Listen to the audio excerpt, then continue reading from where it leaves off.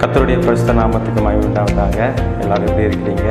Christmas season நெருங்குது. நிறைய Christmas பாடல்கள், புது புது பாடல்கள் நிறைய பேர் வெளியிடுறாங்க. கேட்டு மகிழுங்க. என்னுடைய பாடலும் அதிசயமானவரே அப்படின்னு சொல்லிட்டு ஒரு பாட்டு யூடியூப்பில் இருக்குது. மியூசிக் மைண்ட்ஸ் அவங்க ப்ரொமோட் பண்ணியிருக்கிறாங்க. அந்த பாட்டோடைய டிஸ்கிரிப்ஷனை இந்த லிங்க்கில் நான் கொடுத்துருக்குறேன். நீங்கள் அதை பார்த்து நீங்கள் மகிழுங்க. வாருங்கள், கர்த்தருடைய வார்த்தைக்கு நேராக நாம் கடந்து செல்லலாம்.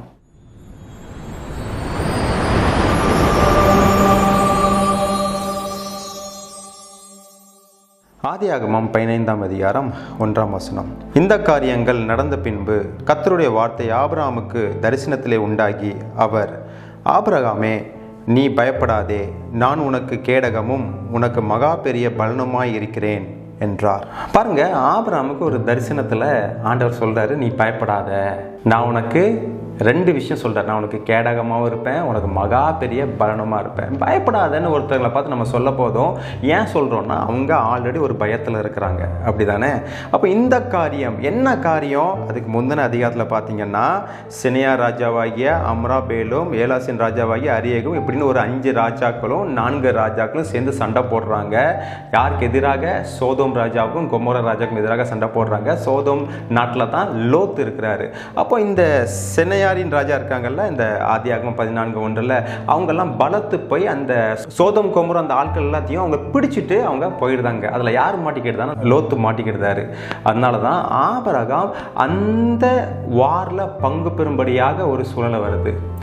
வேதாகமத்தில் குறிப்பிடப்பட்ட ஒரு பிக்கெஸ்ட் வார், த ஃபர்ஸ்ட் வார், முதலாவது யுத்தமும் மிகப்பெரிய யுத்தமும். பாருங்க, கிட்டத்தட்ட 9 நாடுகள் அதில் சண்டை போடுறாங்க. பாருங்க, அப்போ ஆபிரகாம் அந்த போரில் பங்கு பெற்று அந்த நிறைய ராஜாக்களை அடிச்சுட்டு அது ஜெயம் பெற்றுக்கொண்டு அந்த லோத்தை அவங்க திரும்பி கொண்டு வராரு. அதுக்கப்புறம் லோத்து சோதமுக்கு அவர் போயிருந்தார். சரியா? இந்த சம்பவம் தான். அப்போ ஏன் ஆண்டவர் பயப்படாதுன்னு சொல்றாருன்னா, இவர் பயந்து போய் இருக்கிறாரு. ஐயோ, திருப்பி அந்த ராஜாக்கள் எப்போனாலும் நம்மளை வரலாமே, நம்மகிட்ட போதிய பலம் இல்லையே, போதிய ஆட்கள் இல்லையே, எப்போனாலும் வரலாமே. பாருங்க, after every biggest victory some people have discourage. எலையாம் அப்படி தானே? எலைஜா பாருங்க, ஒரு பெரிய காரியம் செஞ்சு முடித்த பிறகு ஒரு ஜெசபேலுடைய வார்த்தைகளை நிமித்தமாக சோர்வில் இருக்கிறார். அதே போல தான் இந்த ஆபிரகாமும் ஒரு பெரிய விக்ட்ரி நடந்திருக்குது.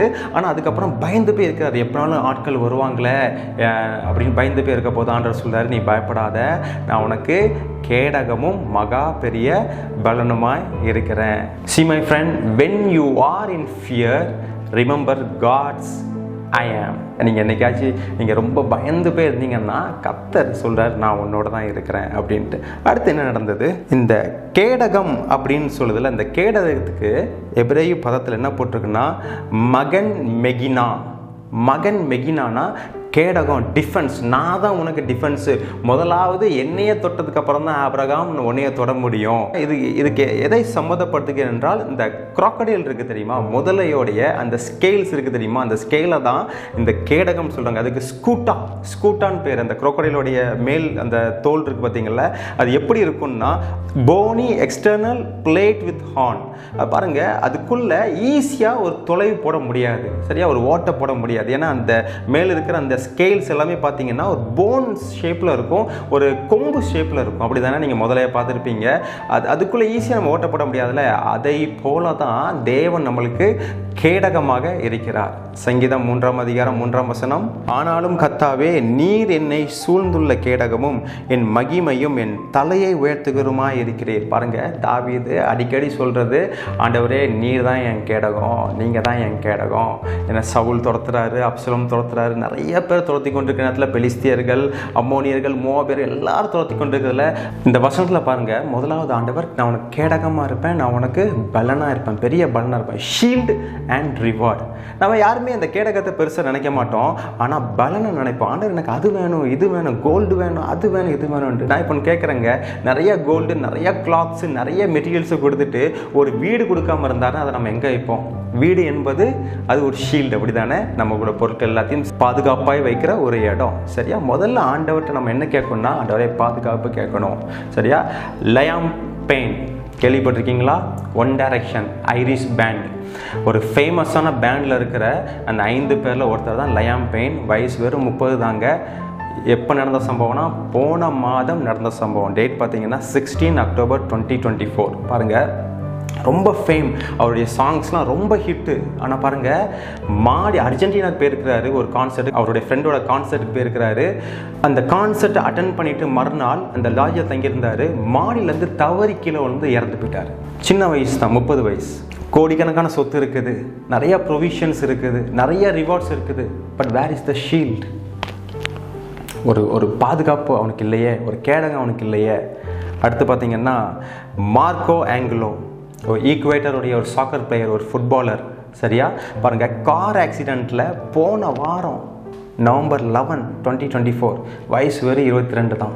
பாருங்கள், இப்போ புரியுதா ஆண்டவர் நம்மளுக்கு கேடகமாக இருக்கிறது எவ்வளோ பெரிய ஒரு விஷயம்னு பாருங்கள். அதனால தான் தாவீது அடிக்கடி சொல்கிறாரு, ஆண்டவரே நீ எனக்கு கேடகமாக இருங்க, கேடகமாக இருங்க. இந்த 2 பேரும் பாருங்கள், வெறும் சின்ன வயசு தான். அவங்களுக்கு எல்லாம் ஃபேம், எல்லாம் புகழ், எல்லா பணங்கள் எல்லாமே இருக்குது. ஆனால் பாருங்கள், செத்து போயிட்டார். அடுத்து பாருங்கள், ரிவார்டு. முதலாவது, ஆண்டவர் நம்மளுக்கு கேடகமாக இருக்கிறாரு. ரெண்டாவது, ஆண்டவர் நம்மளுக்கு பலனை தருகிறார். ரிவார்ட்னா என்ன? அந்த பலன் இருக்குல்ல, ரிவார்ட்னா என்னென்னா அது ஒரு கூலியாக இருக்கலாம், ஒரு சம்பளமாக இருக்கலாம், ஒரு வெகுமதிகளாக இருக்கலாம். பாருங்கள், இங்கே இந்த ஜெயம் பெற்று கொண்டு வருகிறார். 14ஆம் அதிகாரத்தில் ஆபிரகாம் ஜெயம் பெற்று வரார் பார்த்தீங்களா? அப்போ சோதோம் கோமோரா மக்கள் எல்லாத்தையும் காப்பாற்றிட்டு வரப்போதும் சோதோம் ராஜாவாகிய பேரா என்ன சொல்கிறாருன்னா, இந்த நான் வெகுமதியெலாம் உனக்கு கொடுக்குறேன், ஆனால் வந்து நீ என்னுடைய ஆட்களை நீங்கள் திருப்பி கொடு அப்படின்னு சொல்கிறார். அதுக்கு ஆபிரகாம் என்ன தெரியுமா சொன்னார்? வசனத்தை பார்ப்போம். ஆதியாகமம் 14ஆம் அதிகாரம் 22ஆம் வசனம், 23ஆம் வசனம். அதற்கு ஆபிராம் சோதோமின் ராஜாவை பார்த்து, ஆபிராமை ஐஸ்வர்யவனாக்கினேன் என்று நீர் சொல்லாதபடிக்கு நான் ஒரு சரட்டையாகிலும் பாதரட்சியின் வாரையாகிலும் உமக்கு உண்டானவைகளில் யாதொன்றையாகிலும் எடுத்து கொள்ளேன் என்று வானத்தையும் பூமியும் உடையவராகிய உன்னதமான தேவனாகிய கர்த்தருக்கு நேராக என் கையை உயர்த்துகிறேன். பாருங்கள், ஆண்டவர் மேலே எவ்வளோ விசுவாசம் நம்பிக்கை வச்சதுனால இந்த வார்த்தை கூட முடியுது. ஒரு ராஜா சொல்கிறாரு, நான் உனக்கு நிறைய வெகுமதிகளை தாரேன், நீ வந்து என் ஜனங்களை நீ எனக்கு கொடுத்துரு, உன் ஜனங்கள்லாம் நான் கொடுத்துருவேன், நான் ஓன்ட்டு நான் எதுவுமே வாங்க மாட்டேன். அந்த சோதோம் ராஜாவாகிய பேரானா என்ன அர்த்தம் தெரியுமா? பேரானா வெகுமதி, கிஃப்ட் அப்படின்னு அர்த்தம். அவர் நிறைய பேருக்கு வெகுமதியை கொடுத்து ஒரு கவரக்கூடிய ஒரு நபராக இருக்கிறார். ஆனால் ஆபிரகாம் சொல்கிறாரு, உன்னை காட்டிலும் உன்னதமான the most high God is with me. பாருங்கள், இங்கே ஒரு ஆண்டவருக்கு ஒரு பேர் ஆபிரகாம் சொல்கிறாரு, எல் எலியோன், உன்னதமான தேவன் என்னோடு இருக்கிறார், அவர் என்னை பார்த்து கொள்வார் என்று இந்த ஆபிரகாம் சொல்கிறாரு. அப்புறம் ஆண்டவர் சொல்கிறார், நீ பயப்படாத, நான் உனக்கு கேடகமும் உனக்கு பலனமாக இருப்பேன் அப்படின்னு சொன்ன உடனே ஆபிரகாம் ஒரு வார்த்தையை சொல்கிறார் பாருங்கள். ஆதியாகமம் 15ஆம் அதிகாரம் 2-3. அதற்கு ஆபிரகாம், கர்த்தராகிய ஆண்டவரே, அடியனுக்கு என்ன தருவீர்? நான் பிள்ளை இல்லாமல் இருக்கிறேனே, தமஸ்கு ஊரனாகிய இந்த எலியேசர் என் வீட்டு விசாரணை கர்த்தனாய் இருக்கிறானே என்றான். பின்னும் ஆபிரகாம், தேவரீர் எனக்கு புத்திர சந்தானம் அருளவில்லை, இதோ என் வீட்டிலே பிறந்த பிள்ளை எனக்கு சுதந்திரவாளியாக இருக்கிறான் என்றான்.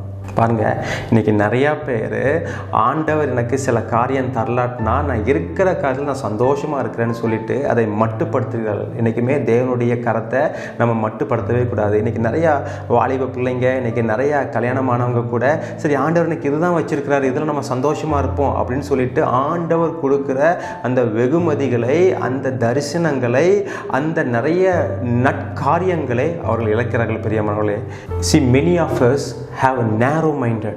முதல்ல ஆண்டவர் அந்த நேரோ மைண்ட் பீப்புளில் அந்த இடத்த விட்டு முதல்ல நீ வெளியே போ, நீ வெளியே வந்து வானத்தை பாரு. ஆண்டவர் பாருங்கள், நம்முடைய சிந்தையை விரிவாக்குறாரு. என்றைக்குமே பிரியமானவனே, உன் ஆத்மா வாழ்வது போல நீ எல்லாவற்றிலையும் வாழ்ந்து நீ சுகமாக இருக்கணும்னு ஒரு வசனம் இருக்குது. முதல்ல நம்ம ஆத்மா, நம்ம சிந்தையில் நம்ம நல்லா வாழ பழகணுங்க. என் தேவன் என்னை நல்லா வளமாக வச்சுருக்கிறாரு, என் தேவனுக்கு நிறைய பிள்ளைங்களை கொடுத்துருக்கிறாரு. பாருங்கள், இவர் சொல்கிறாரு, எனக்கு எங்கே நீங்கள் பலனாக இருக்கிறேன்னு சொல்கிறீங்க, ஆனால் என் வீட்டு வேலைக்காரன் தானே என் சொத்துக்கெல்லாம் ஆஸ்தியாக இருப்பான்னு சொன்ன உடனே ஆண்டவர் சொல்கிறார், நீ முதல்ல வீட்டை விட்டு வெளியே போ அப்படின்னு சொல்லிட்டு அடுத்த வசனம் பார்ப்போம். 5ஆம் வசனம். அவர் அவனை வெளியே அழைத்து, நீ வானத்தை அண்ணாந்து பார், நட்சத்திரங்களை என்ன உன்னாலே கூடுமானால் அவைகளை எண்ணு என்று சொல்லி பின்பு அவனை நோக்கி, உன் சந்ததி இவ்வண்ணமாய் இருக்கும் என்றார். நீ வானத்தை அண்ணாந்து பாரு. நீ என்னைக்கு சூழ்நிலையே நீ பார்த்துட்டு இருக்கிறியோ, நீ என்னைக்கு ஒன்னையே நீ பார்த்துட்டு இருக்கியோ, என்னைக்கு பூமியவே நீ பார்த்துட்டு இருக்கிறியோ, அன்னைக்கு நாம் இப்படி தான் நம்ம பேசுவோம். நம்ம இல்லாததான் நம்ம பேசுவோம். எனக்கெல்லாம் எங்கே குழந்தை கிடைக்கும், எலியேசர் தான் அவனுடைய பையன்தான் வாரிசாக வருவான் அப்படின்னு தான் நம்ம பேசிகிட்டு இருப்போம். ஆண்டவர் சொல்கிறாரு, you come out and look high. நீ வானத்தை பாரு. If you spend all your time looking at yourself, you will get discouraged, my friend. If you look to God by faith, you will be encouraged. S my friend, நீங்கள் ஆண்டவரை நீங்கள் பார்க்கும்போது உங்களுக்குள்ள நீங்களே ஆண்டவர் உங்களை என்கரேஜ் பண்ணுவார். இதில் சந்ததின்னு இருக்குல்ல, ஆஃப்ஸ்பிரிங் இருக்குல்ல, கேஜேவியில் எப்படி போட்டிருக்குன்னா விதை, சீட் அப்படின்னு போட்டிருக்கு. அந்த சீடு எல்லாமே நான் தான் கொடுப்பேன், உன்னால் முடியாதானா நிச்சயமாக நான் கொடுப்பேன். இந்த மாதிரி விசுவாசம் உள்ள வார்த்தைகள் தேவன் ஆபிரகாம்கிட்ட பேச போதும் அவன் அதை விசுவாசித்தான். அந்த வசனம் எப்படி சொல்கிறது? 6ஆம் வசனம், அவன் கர்த்தரை விசுவாசித்தான், அதை அவர் அவனுக்கு நீதியாக எண்ணினார். அப்படியே விசுவாசிச்சாங்க. அந்த வீட்டில் இருக்கிற வரைக்கும் அவனுக்கு ஒரு விசுவாசம் வரல. தேவன் சில காரியங்கள் பண்ணார். அவனுக்கு கேடகமாகவும் இருப்பேன், நான் உனக்கு பலனாக இருப்பேன், நீ பயப்படாத, உன்னோட தான் நான் இருப்பேன், நீ இன்னும் அவிசுவாசமாக பேசாத, வா, நீ வீட்டை விட்டு நீ வெளியே வா, நீ வானத்தப்பார், நீ மணலை நீ எண்ணு, இவ்விதமாக சந்ததி வளரும்னு சொல்ல உடனே அவன் விசுவாசித்தான். முதலாவது விசுவாசித்தான் இருக்குல்ல, அதற்கு முதலாவது இந்த பைபிள் என்ன போட்டிருக்குன்னா ஆமேன். ஆமேன் ஆமேன்னா நிச்சயமாக உங்களால் கூடும் ஆண்டவரே, நிச்சயமாக உங்களால் முடியும். To lean your whole weight upon, உங்களுடைய முழு வெயிட்டையும் இன்னொருத்தர் மேல் நீங்கள் சார்ந்து இருக்கிறீங்க பார்த்தீங்களா, அதான் அவருக்கு நீதியாக எண்ணப்பட்டதாம். Abraham leaned wholly on the promises of God and the God of the promises. Abraham first time saying amen to God. விளைவென்ன? ஆபிரகாமுக்கு நிறைய பிள்ளைங்களை, ஈசாக்கு மட்டும் இல்லை, இஸ்மவேல், அதுக்கப்புறம் கேத்ராளுடைய பிள்ளைங்க, நிறைய பிள்ளைங்க, மீடியன்ஸ், அவங்க எல்லாமே மீடியன்ஸ், மேதன்ஸ் எல்லாமே கேத்ராளுடைய பிள்ளைங்க தான், ஆபிரகாமுடைய பிள்ளைங்க தான். நிறைய பிள்ளைங்களை கொடுத்தார். பிரியமானவர்களே, இன்றைக்கும் உங்கள் வாழ்க்கையில் எது நடக்க முடியாதுன்னு நீங்கள் இருக்கிறீங்களோ நிச்சயமாய் ஆண்டவர் அதில் கேடகமாகவும் மகா பெரிய பலனுமாக இருப்பார். சாதாரண பலன் கிடையாது, மகா பெரிய பலனுமாக இருப்பார். நிச்சயமாக இந்த வார்த்தை உங்களோடு பேசும்போது நான் விசுவாசிக்கிறேன். அப்படி என்றால் உங்களோட நண்பர்களுக்கு, என் ஃப்ரெண்ட்ஸ்க்கு நீங்கள் ஷேர் பண்ணுங்கள். God bless you. Until then, bye from Diman. Bye.